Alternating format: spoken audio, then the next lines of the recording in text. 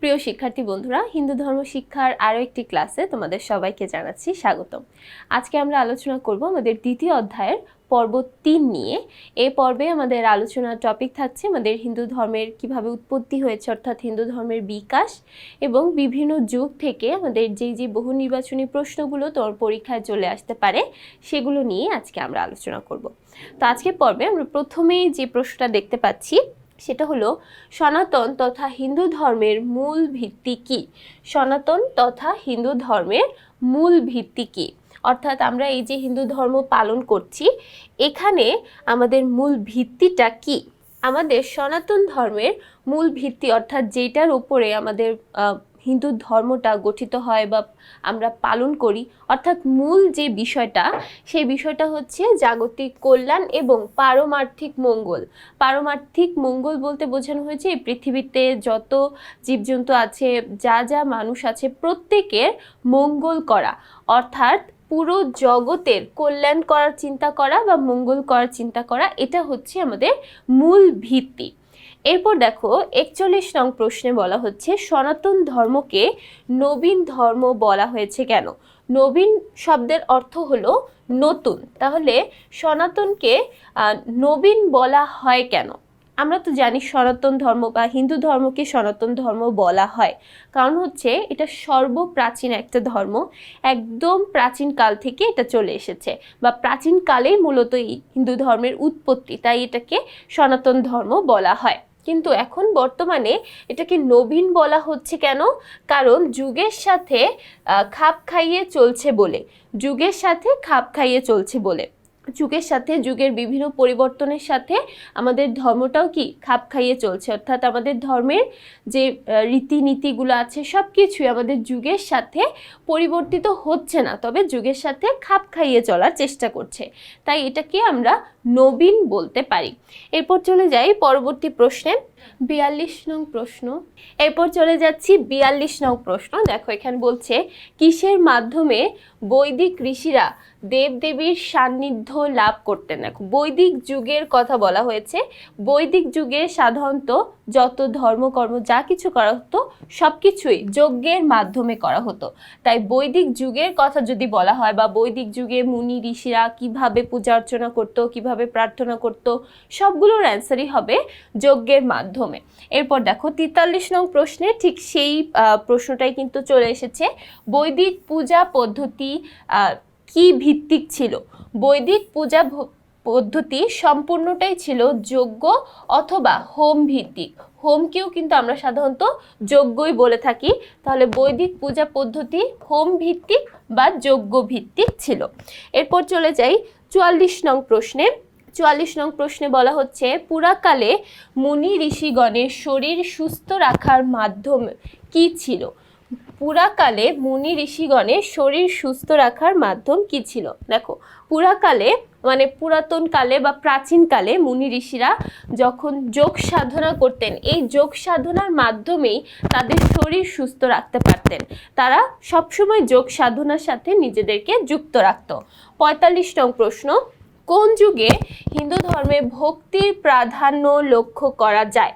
ভক্তির প্রাধান্য লক্ষ্য করা যায় পৌরাণিক যুগে, কারণ পৌরাণিক যুগে আমাদের পুরাণ থেকে বিভিন্ন দেবদেবীর মূর্তি, বিভিন্ন দেবদেবীর প্রতীক আমরা এখান থেকে খুঁজে পাই বা তাদের সম্পর্কে জানতে পারি। তো যখন থেকে আমরা বিভিন্ন দেবদেবীর সম্পর্কে জানতে পারি, তখন থেকেই কিন্তু আমাদের ভক্তির যে বিষয়টা, দেবদেবীদের প্রতি বা ঈশ্বরের প্রতি ভক্তির যে বিষয়টা, সেটা আরও বেড়ে যায়। তাহলে পৌরাণিক যুগে আমাদের ভক্তির প্রাধান্য লক্ষ্য করা যায়। 46 নং প্রশ্ন, কোন মাসে ভ্রাতৃদ্বিতীয়া পালন করা হয়? কোন মাসে ভ্রাতৃদ্বিতীয়া পালন করা হয়? সাধারণত কার্তিক মাসে আমাদের ভ্রাতৃদ্বিতীয়া পালন করা হয়। আমাদের কালী পূজা বা দীপাবলির ঠিক পরেই কিন্তু এই ভ্রাতৃদ্বিতীয়া অনুষ্ঠিত হয়।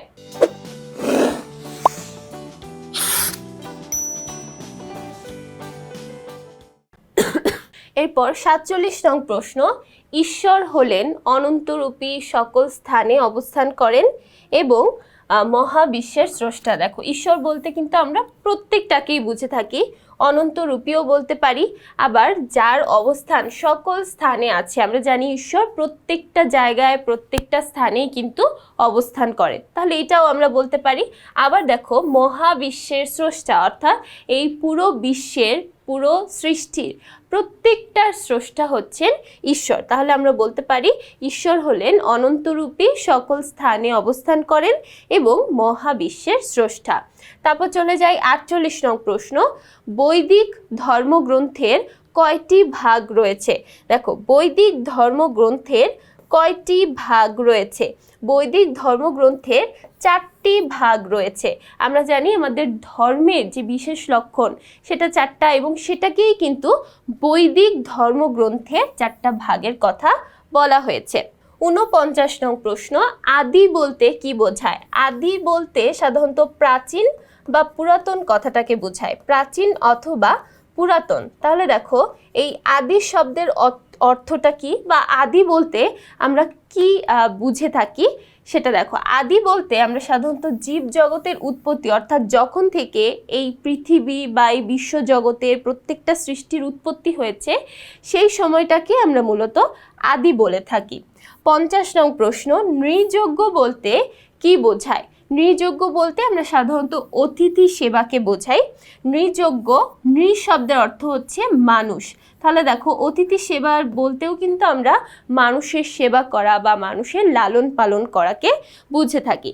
এরপর চলে যাই পরবর্তী প্রশ্ন 51 নং প্রশ্ন। দেখো 51 নং প্রশ্নে বলা হয়েছে কত সালে আন্তর্জাতিক কৃষ্ণ ভাবনামৃত সংঘ, অর্থাৎ যেটাকে আমরা বলে থাকি ইসকন, ইসকন কত সালে প্রতিষ্ঠিত হয়? ইসকন কত সালে প্রতিষ্ঠিত হয়? এটা খুবই গুরুত্বপূর্ণ একটা প্রশ্ন।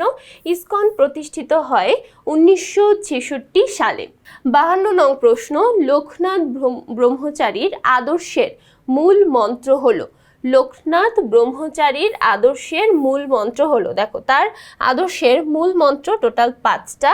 প্রথমত সততা, তারপরে আছে নিষ্ঠা, তারপর আছে সাম্য, সেবা এবং সংযম। দেখো এই টোটাল 5টা হচ্ছে তার শিক্ষার মূল মন্ত্র বা তার আদর্শের মূল মন্ত্র। তাহলে লোকনাথ ব্রহ্মচারীর আদর্শের মূল মন্ত্র হলো 5টা। তাহলে অ্যান্সার কি হবে? অ্যান্সার হবে প্রথম অপশনটা 5টা। এরপর চলে যাই 53 নং প্রশ্ন। দেখো 53 নং প্রশ্নে বলা হচ্ছে লোকনাথ ব্রহ্মচারীর নৈতিক আদর্শের মূল মন্ত্র ছিল, আমরা কিন্তু মাত্র এটা দেখলাম, লোকনাথ ব্রহ্মচারীর আদর্শের মূল মন্ত্র ছিল 5টা। সাম্য ছিল, তার মধ্যে সেবাও ছিল, সততা, নিষ্ঠা, সংযম। দেখো এই 5টাই কিন্তু তার আদর্শের মূল মন্ত্র ছিল। চরিত্র গঠন বা ব্রহ্মচর্য, এটা কিন্তু তার এই আদর্শের মূল মন্ত্র নয়, তবে চরিত্র গঠন এবং ব্রহ্মচর্য কিন্তু এই 5টার অন্তর্ভুক্তই বিভিন্ন বিষয়, তাই এইটাকে আর আলাদাভাবে লেখা হয়নি বা ধরা হয়নি। তাহলে আদর্শের মূল মন্ত্র ছিল 5টা, সাম্য, সেবা, সততা, নিষ্ঠা এবং সংযম। এরপর আমরা চলে যাই পরবর্তী প্রশ্নে। এখানে একটা উদ্দীপক আছে, আমরা প্রথমে একটু উদ্দীপকটা দেখি।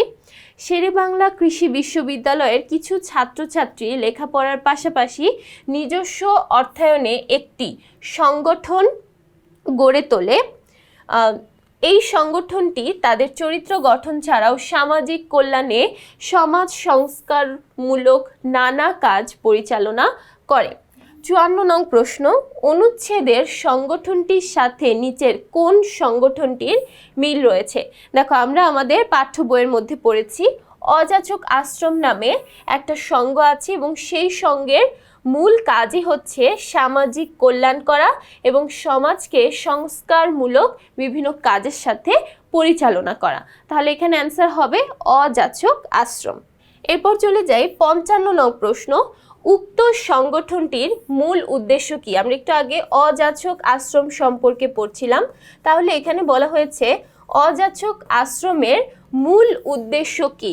অযাচক আশ্রমের মূল উদ্দেশ্য হলো স্বাবলম্বী হয়ে সমাজের কল্যাণে কাজ করা, অর্থাৎ তোমাকে প্রথমে নিজেকে স্বাবলম্বী করতে হবে। তুমি যখন নিজে স্বাবলম্বী হয়ে পড়বে তখন তুমি খুব সহজেই সমাজের কল্যাণের বিভিন্ন কাজে নিয়োজিত থাকতে পারবে।